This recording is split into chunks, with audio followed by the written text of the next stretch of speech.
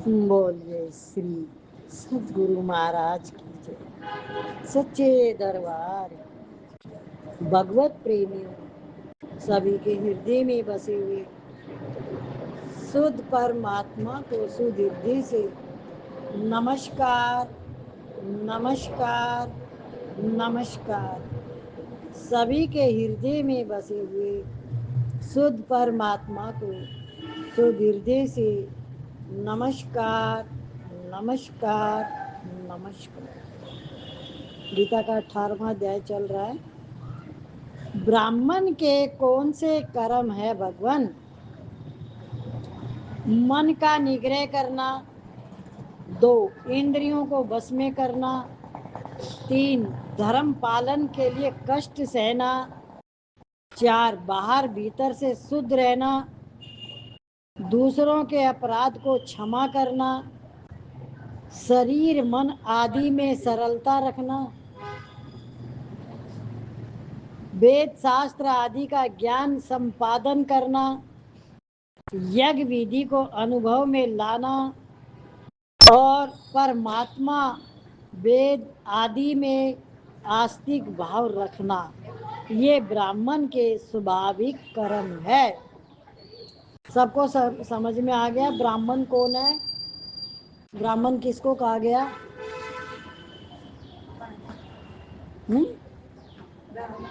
पंडित, ये सब नियमों का पालन। गीता पढ़ी है तूने? तो ऐसे ही पढ़ी है, ऐसे ही पढ़ी है। गीता के हिसाब से जो पंडित है वो ब्रह्म ज्ञानी पंडित होता है। जो हमारे जो शरीरों की जो बनाई हुई है, वैष्णव और शूद्र, क्षत्रिय, ब्राह्मण, ये सब की अलग अलग वर्णन बनाए हुए हैं। पर जो गीता के हिसाब से ब्राह्मण आता है वो कौन आता है? कौन है? ब्रह्म ज्ञानी पंडित, जिसको ब्रह्म ज्ञान का बोध है। ब्रह्म ज्ञान क्या है? हमारी जो पुस्तक आती है उसमें यही तो आता है, रोज पढ़ते हैं सुनते हैं ना, ब्रह्म ज्ञान के ही लिए वो।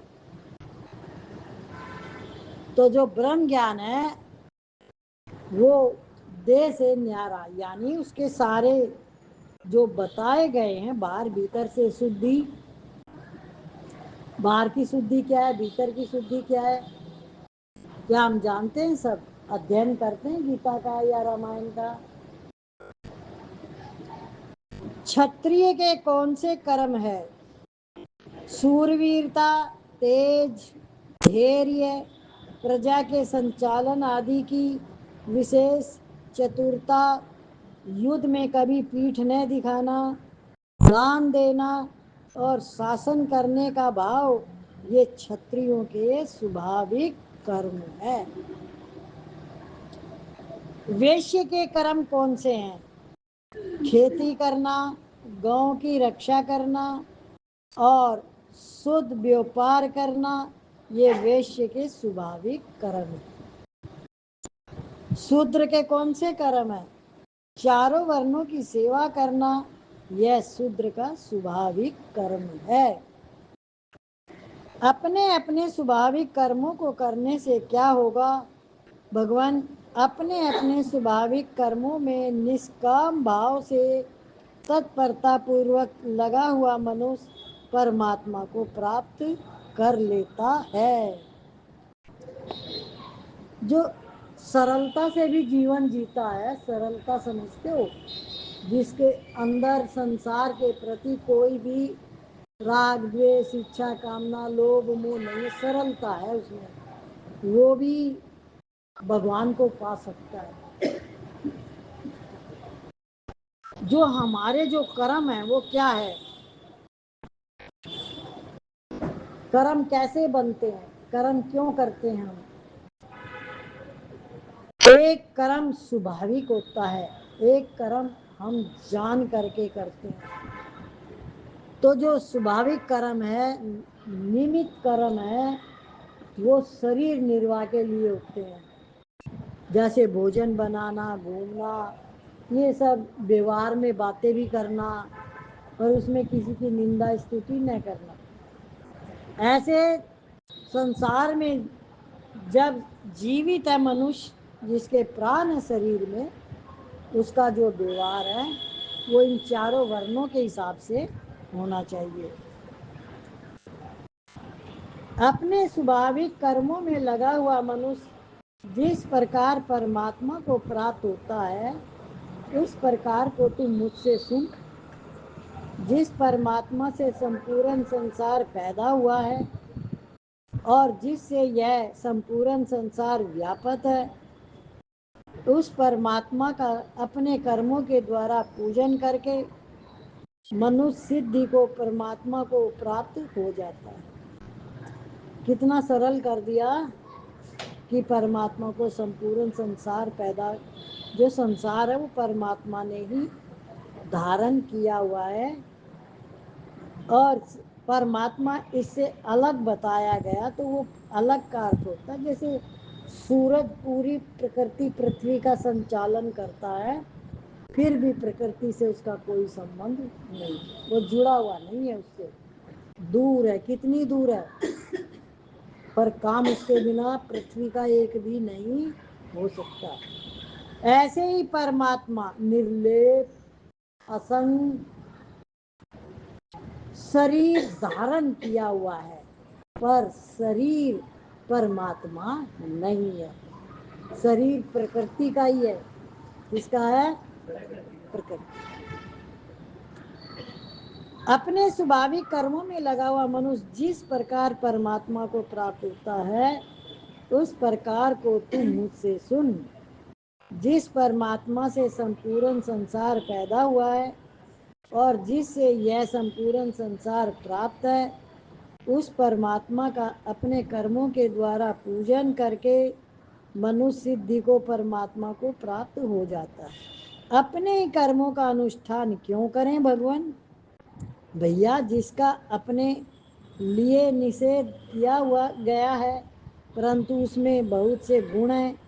ऐसे गुण युक्त धर्म से अपना दोष युक्त धर्म, स्वाभाविक कर्म श्रेष्ठ है, क्योंकि स्वभाव से नियत किए हुए स्वधर्म रूप कर्म को करता हुआ मनुष्य पाप का भागी नहीं होता। हे कुंती नंदन, दोष युक्त होने पर भी अपने धर्म का त्याग नहीं करना चाहिए, क्योंकि जैसे आग जलाने के आरंभ में धुआं होता ही है, ऐसे ही प्रत्येक कर्म के आरंभ में कोई न कोई दोष होता ही है। हम दोष किसको मानते हैं कि दोष मान के उस कर्म को छोड़ दिया? समझ में आती है ये बात? और कोई बता पाएगा?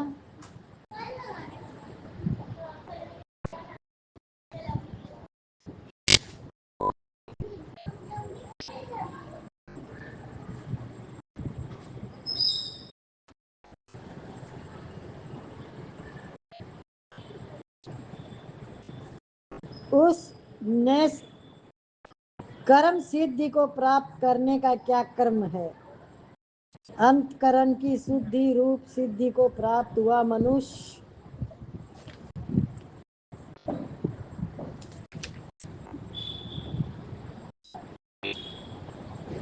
ब्रह्मा को, जो कि ज्ञान की पराक निष्ठा है, जिस क्रम से प्राप्त होता है, उस क्रम को तुम मुझसे संक्षेप में ही समझो। जो सात्विक बुद्धि से युक्त, वैराग के आश्रित एकांत में रहने के स्वभाव वाला और नियमित भोजन करने वाला साधक धैर्य पूर्वक इंद्रियों का नियमन करके शरीर वाणी मन को बस में करके शब्द आदि विषयों का त्याग करके और राग द्वेष को छोड़कर निरंतर परमात्मा के ध्यान में लगा रहता है। वह अहंकार, हठ, घमंड, काम, क्रोध और परिग्रह, भोग बुद्धि से वस्तुओं के संग्रह का त्याग करके तथा ममता रहित एवं शांत होकर ब्रह्म प्राप्ति का पात्र हो जाता है। ऐसा पात्र होने पर क्या होता है भगवान? वह ब्रह्मभूत अवस्था को प्राप्त प्रसन्न मन वाला साधक न तो किसी के लिए शोक करता है और ना किसी की इच्छा करता है तथा उसका संपूर्ण प्राणियों में संभाव हो जाता है। ऐसे ही साधक को मेरी पराभक्ति प्राप्त हो जाती है। अभी देखो, रसिया और यूक्रेन में युद्ध चल रहा है, इजराइल और ईरान में युद्ध चल रहा है। उनका युद्ध तो शायद 3 साल हो गए चलते हुए।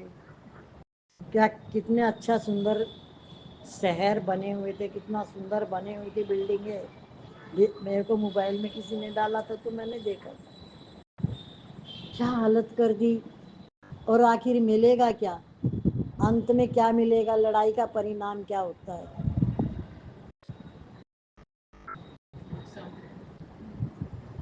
नुकसान तो हो ही रहा है और बाद में वो दुख रूप। ऐसे ही अब ये नया युद्ध और छुड़ा है, इजराइल और ईरान का। तो वो उसने इतने उसके वो तोड़ दिए। बिल्डिंग भी दिखाई, कल मैंने टीवी में देखा। मैंने कहा इतनी सुंदर सुंदर इतनी ऊंची ऊंची बिल्डिंग है। क्या हमारे अंदर से प्रार्थना निकलती है कि ये लड़ाई बंद हो जाए, लड़ाई झगड़ा ना हो, सब प्रेम से रहें? आपकी ये भक्ति मानी जाएगी अगर आपके अंदर ऐसे भाव आते हैं कि वो हमारे लिए दूसरे नहीं है, सब में एक ही आत्मा है। पर युद्ध कभी भी अच्छा माना नहीं जाता। एक होता है किसी को लड़वाना, एक होता है किसी को बचाना। ये आपके अंदर के भाव हैं। अगर आपका भाव है किसी को बचाने का तो वो आपकी भक्ति में आएगा, और आपका भाव है किसी को लड़ाने का तो असुर यानी असुर में चले जाएंगे। तो आप अपने शत्रु अपने मित्र हर घड़ी हर पल खुद ही हो। आपका शत्रु बाहर कोई भी नहीं है। पराभक्ति प्राप्त होने से क्या होता है? उस पराभक्ति से वह जो कुछ हूँ वह जैसा हूँ इस तरह मुझे तत्व से जानकर तत्काल मुझ में प्रविष्ट हो जाता है। आपकी प्राप्ति का और भी कोई बढ़िया उपाय है क्या? हाँ, बहुत बढ़िया उपाय है। वह क्या है महाराज? जो अनन्य भाव से मेरा आश्रय लेता है वह भक्त सदा सब कर्म करता हुआ भी मेरी कृपा से निरंतर रहने वाले अविनाशी पद को प्राप्त हो जाता है। अब देखो, आप मन में कितनी श्रद्धा उससे भगवान का चिंतन मनन करते हो सुबह से रात तक, और आपको कितनी बार क्रोध आता है मन में, कितनी बार द्वेष आता है, कितनी बार किसी से कोई इच्छा का लेन देन होता है, यह आपको खुद को पता है। दूसरा इन चीज़ों को नहीं पहचान सकता, न जान सकता। तो वो चीज़ आप अगर अपने खाली होते जाओगे, चित्त के अंदर शुद्धि हो जाएगी, तो आपका चित्त शुद्ध हो जाएगा। इन बातों को जो बताई गई है इनसे कोई भी फायदा नहीं है। क्या क्या बताया गया?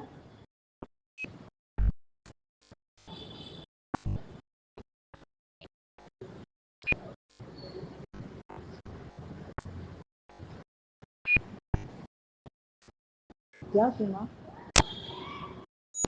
सो रहे हो जग रहे हो?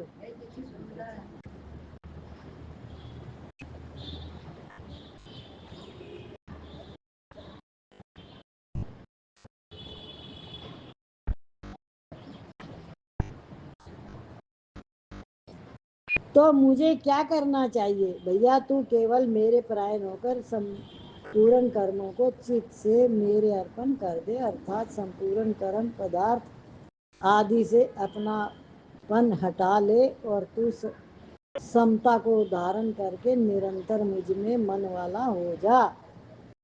आप में मन वाला होने से क्या होगा? मुझ में मन वाला होने से तू मेरी कृपा से संपूर्ण विघ्न बाधाओं को तर जाएगा।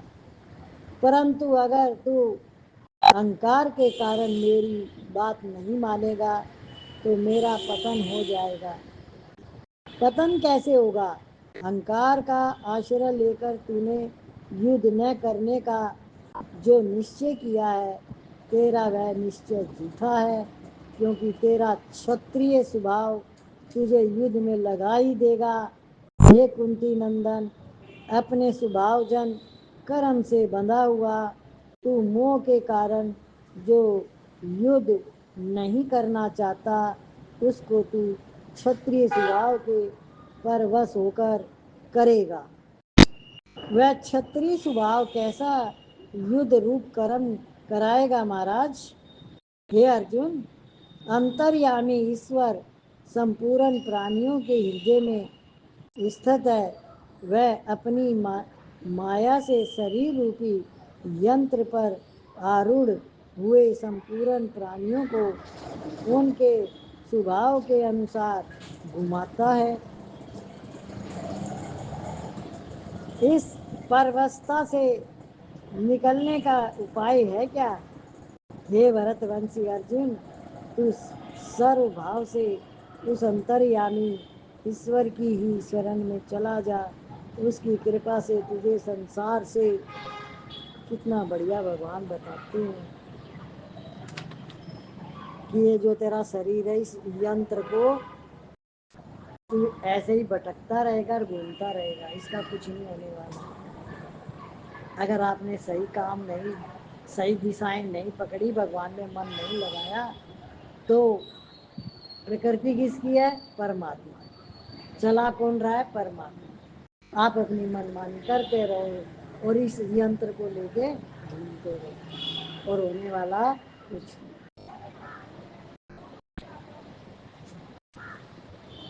कितनी बड़ी बात भगवान कैसे समझा देते हैं। सर्वथा उपरति और अविनाशी परम पद की प्राप्ति हो जाएगी। मैंने यह गोपनीय से गोपनीय शरणागति रूप ज्ञान तुझसे कह दिया। अब तू इस पर अच्छी तरह से विचार करके जैसा चाहता है वैसा कर। मैं तो अपनी इच्छा के अनुसार कुछ नहीं करना चाहता। भगवान आप ही बताइए कि मैं क्या करूं। अब तू मेरे इस संपूर्ण गोपनीय से गोपनीय परम वचन को फिर सुन। तू मेरा अत्यंत प्यारा है, इसलिए मैं तेरे हित की बात कहूँगा। देखो, ये एक युद्ध हो रहा है, भगवान उसको कितना समझा रहे हैं, और वो भी कहाँ पर? युद्ध की जगह, जब रथ आमने सामने खड़े हो गए। अभी देखो, आप गहराई से समझना भगवान की बात और अर्जुन की बात। अर्जुन के क्वेश्चन हो रहे हैं, भगवान उसको समझाए जा रहे हैं। हमने सत्संग में एक हलवे की बात रखी, उसमें पहले सेवा मधु को दी गई, उससे नहीं निभी। फिर इसको कहा गया, हर शनिवार फोन तो नहीं करा जाएगा ना, पता है, पूछा जाए कि भाई हलवा बना है क्या, ले आऊं क्या? नहीं। फिर सीमा ने सेवा ली, वहां से भी फोन नहीं आया। मैं भगवान अर्जुन की और कृष्ण की बातें कर रही हूँ, हलवे की बात नहीं कर रही हूँ। ये तो बनेगा तो पहुंच ही जाएगा, पहुंचाने वाला तो वही है। आप बताओ, इसमें आपके चित्त क्या कहता, आपका अंतःकरण क्या कहता है? जो कहता है वही बताना, तो आपका उद्धार होएगा, आप बचोगे इस माया जाल से। और झूठ नहीं कहना, कोई भी बात सच बोलो। दीदी मैं तो आपके फोन का ही बात करती हूँ, जैसे कि दीदी को फोन आएगा तो चलेगा। अपने से क्यों नहीं करेगी फिर फोन? इतना नहीं सोचा। यह नहीं सोचा, यही बात भगवान अर्जुन को समझा रहे हैं। क्या कि तू, मैंने तेरे को सारी चीजें समझा दी है, अब तेरे को जो ठीक लगे वो कर। समझ में कुछ आया? बार बार थोड़ी कहा जाएगा कि भाई ये करना है ये करना है। इसका मतलब तो ये है कि तुम करना नहीं चाहते, जबरदस्ती तुमसे करवाया जा रहा है। अब अर्जुन तो खुद हथियार उठाएगा, तब भगवान से उससे युद्ध करवाएंगे। समझ में उसके जब आ जाएगी, जब वो खुद खड़ा हो जाएगा, जब भगवान अपना विश्व रूप दिखाएंगे, तब वो खड़ा होएगा, तब युद्ध होएगा वो। अब चित्त की बातें हैं ये हमारे अंदर कोई जिज्ञासा इस तरीके की जागी नहीं है कि हम अपने से खड़े हो सकें। क्या बार बार खड़ा कौन करेगा तुम्हें? भाई खड़े हो जाओ, भाई खड़े हो जाओ। अपने से खड़े होना सीखो। समझ में आ रहा है? बच्चा जब चलता नहीं है, माँ बाप सिखाते हैं उसे चलना। आप कितने दिनों से सत्संग में आ रहे हो, जब कोई बात समझ में नहीं आती तो पूछो। पूछ भी सकते हैं, तो हम पूछते क्यों नहीं? कभी मुझे ये काम करना ना पड़ जाए। चित्त के अंदर यही बातें होती हैं, तो किसका नुकसान हो रहा है? काम तो होगा, पर आपके हाथ में तो सेवा नहीं आई।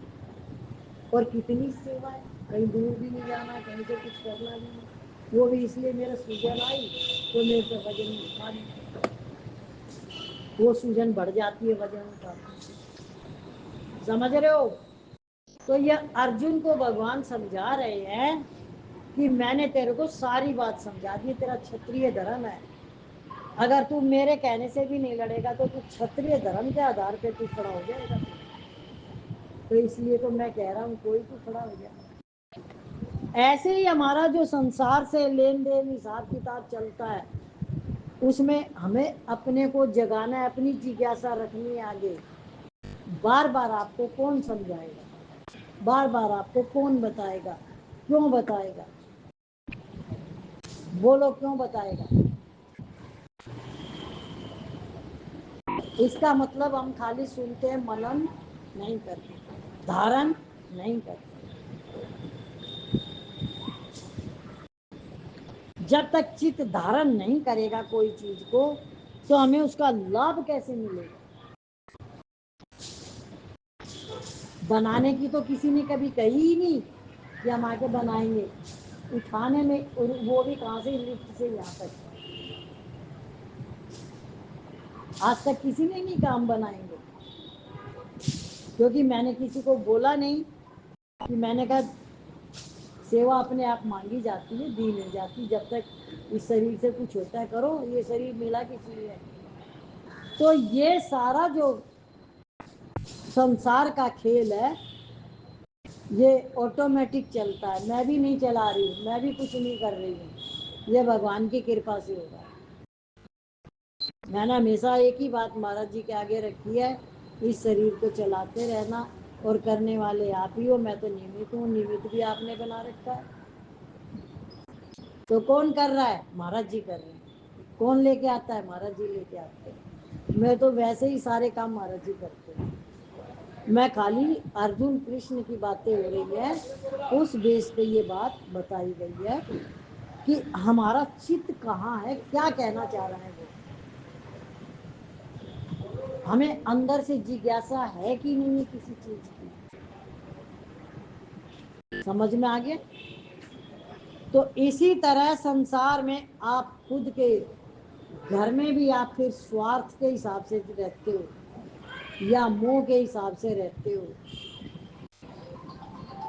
वहां भी आपकी प्रेमा भक्ति नहीं है।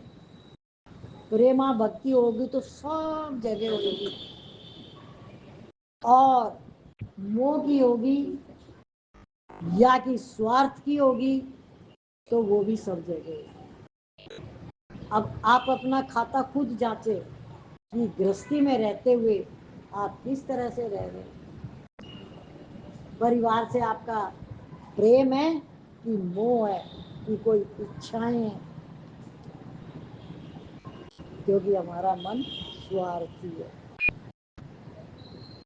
सच को समझ जाओगे तो जल्दी मन मुक्त हो जाएगा, और खाली सुनोगे, उसके ऊपर मनन नहीं होगा, जीवन में नहीं लगाएंगे, तो कुछ होने वाला नहीं है।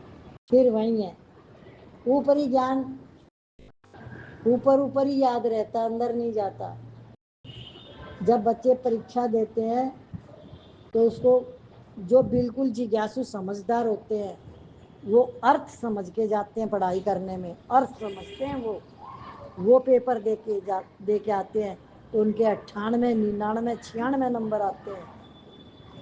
एक जो रट्टा मार के जाते हैं कि इनको तो याद रखना ही है, बार बार बार बार बार बार बार बार, उनके नंबर 60 से ऊपर नहीं आते। जो पढ़ाई नहीं करके जाते, रट्टा मार के जाते हैं। ये मैं अपने अनुभव की बातें शेयर कर रही हूँ। ऐसे ही ये ज्ञान है, यदि आपने ज्ञान को अंदर नहीं लगाया है किसी भी तरह से, तो आप सुन रहे हो और आप उसका ऊपर ऊपर से अध्ययन ऊपर का ही, तो वो आपको, जैसे गीता में बार बार भगवान ने कहा, तू जन्म मरण से छूटने के लिए तुझे अभ्यास करना होगा और मेरे में मन लगाना होगा। तो भगवान में मन कैसे लगेगा जब हमारा मन संसार में है? नहीं लग सकता, क्योंकि हम तो कुछ भी भगवान के लिए हम कुछ याद ही रखना नहीं चाहते। मनमानी भक्ति है हमारी। मनमानी भक्ति में भगवान कैसे साथ देंगे? खाली जैसा बोले, जाकी रही भावना जैसी, प्रभु मूरत तीन देखे तैसी। फिर मैं उसको वैसा ही फल देता हूँ जैसे जो मुझे देता है। 4 तरह के भक्त आए थे ना 12वें अध्याय में। चारों वर्ण, 4 तरीके के भक्त थे, वर्ण नहीं था उसमें। तो वो भक्त 4 तरह के थे। और कभी भी अहंकार करके ये मत सोचना कि जो हम सुन रहे हैं नहीं समझ में आया तो नहीं याद रहा तो आप आगे नहीं बढ़ पाओगे। हमेशा अंदर से मन को मारना कि तूने अभी तक मेरे को यहाँ नीचे क्यों लेके आया, तू ऊपर क्यों नहीं उठा, भगवान में क्यों नहीं तेरा तू गया वहां तक क्यों नहीं पहुंचा, आखिर इस शरीर का बनेगा क्या? तो अब वो मन आपको थोड़ा सा रास्ता दिखाएगा, वरना जहाँ रस बुद्धि है वहीं मन भटकता रहेगा। हम सब भजन गाएंगे, ताली भी बजाएंगे। सागर से भी गहरा बंध सतगुरु का प्यार है, सागर से भी गहरा मेरे सतगुरु का प्यार है। देख लगा कर गोता एक बार तेरा बेड़ा पार है, देख लगा कर गोता एक बार तेरा बेड़ा पार है। सागर से भी गहरा बंदे गुरुदेव का प्यार है, देख लगा कर गोता एक बार तेरा बेड़ा पार है। भव सागर में एक दिन तेरी जीवन नैया डूबेगी, भव सागर में एक दिन तेरी जीवन नैया डूबेगी। खेते खेते एक दिन तो पतवार भी तेरी टूटेगी, खेते खेते एक दिन तो पतवार भी तेरी टूटेगी। जाएगा उस पार तू कैसे, हर तरफ अंधकार है, जाएगा उस पार तू कैसे, हर तरफ अंधकार है। देख लगा कर गोता इस मर तेरा बेड़ा पार है, सागर से भी गहरा बंदे गुरुदेव का देख लगा कर गोता इस भर तेरा बेड़ा पार है। सौंप दे नैया गुरुदेव को कोई पार लगा देंगे। सौंप दे नैया गुरुदेव को कोई पार लगा देंगे। चरण पकड़ के आकर के तू सोया भाग जगा देंगे। चरण पकड़ के आकर के तू सोया भाग जगाएंगे। पापी से दुष्पापी को करते ना इनकार है। देख लगा कर एक बार तेरा बेड़ा पार है। सागर से भी गहरा मेरे सतगुरुदेव का प्यार है। देख लगा कर गोता एक बार तेरा बेड़ा पार है। संत समागम हरि कथा की गुरु कृपा से मिलती है। संत समागम हरि कथा भी गुरु कृपा से मिलती है। दर्शन होता है निराकार का जब गुरु की ठोकर लगती है। दर्शन होता निराकार जब गुरु की ठोकर लगती है। सतगुरु कृपा के बिना हमारी जिंदगी बेकार है।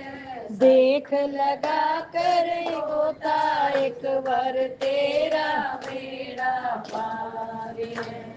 सागर से भी गहरा बंदे गुरुदेव का प्यार है। देख लगा कर गोता एक बार तेरा बेड़ा पार है। तेरा बेड़ा पार है। तेरा बेड़ा पार। बोलिए श्री आशुतोष महाराज की जय।